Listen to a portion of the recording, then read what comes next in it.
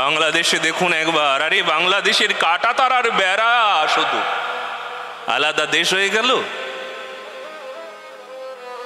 কখনো সনাতনীরা যারা অখণ্ড ভারতবর্ষের, অখণ্ড ভারত মায়ের অখণ্ড প্রেমকে যারা বুঝতে পারেন, তারা কখনো বাংলাদেশকে আলাদা দেখে না। বাংলাদেশের সনাতনী আমার আমার আমার আমার আমার আমার আত্মা। সনাতনী আমার প্রাণের চাইতে প্রিয়। বাংলাদেশের পরিস্থিতি দেখুন, চিন্ময় কৃষ্ণ দাস সনাতনীদের অধিকার চাইতে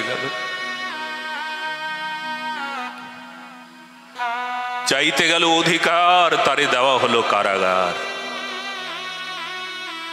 সারা পৃথিবীর ইতিহাসে এমন নির্মম অত্যাচার, এত নিষ্ঠুরতা কোন দেশ মনে হয় এর আগে দেখায় নাই। এত নির্যাতন, এত অত্যাচার।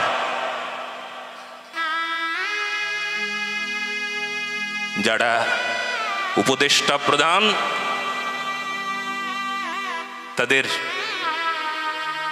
তাদের অত্যাচারে আমরা বলিহারি যাই। বাহ, এহেন অত্যাচার হয়। জামিন হলো না, সেই দিন জামিন হওয়ার কথা ছিল। তোমরা জানো সবাই,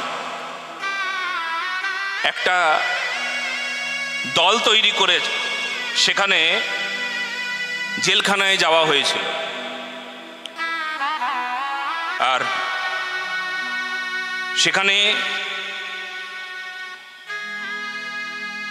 চিন্ময় প্রভুর সঙ্গে দেখা করতে যাওয়া হয়েছিল। একটা টিম তৈরি হয়েছিল, 7 সদস্যের একটা দল চট্টগ্রামের কারাগারে তাকে দেখা করবার জন্য যাওয়া হয়েছিল। দেখি কি হচ্ছে। বসে থেকে 3 ঘন্টা পর তাদেরকে তাড়িয়ে দেওয়া হয়েছে, দেখা যাবে না। হয়তো আপনারা শুনতে পারবেন অসুস্থতার কারণে, অমুক অমুক কারণে মরে গেছে। হয়তো যন্ত্রণা লাগছে, এখন শুনতে পাবেন এই ঘটনায়।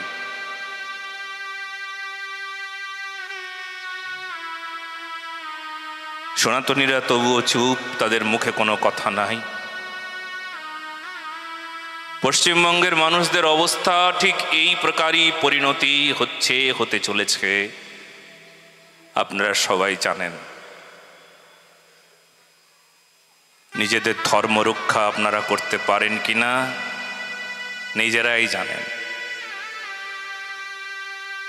কার্তিক ঠাকুর নিয়ে যাওয়া হচ্ছে,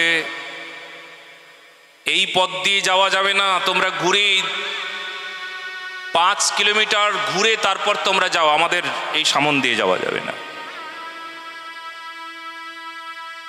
ভারতবর্ষের মাটি, সনাতনীর মাটি, আর সেই মাটি, তোমার পায়ের তলার মাটিটা কেউ কেড়ে নিতে চাইছে, বুঝতে পারছো না?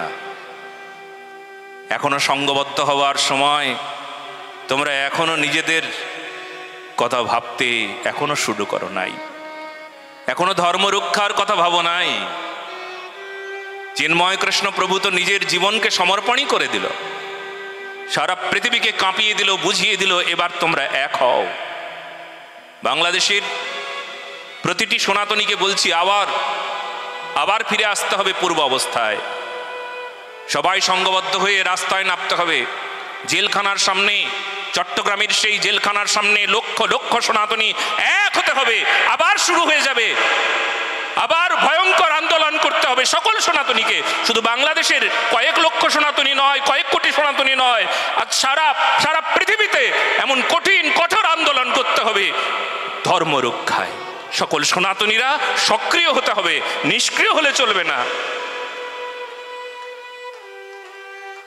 একজন হাততালি দিচ্ছে আর সবাই হাঁ করে বসে আছি, মনে করছে যে থাক, হাততালি দিলে যদি আমাদের হাতটাই আবার ধরে নিয়ে চলে যায়,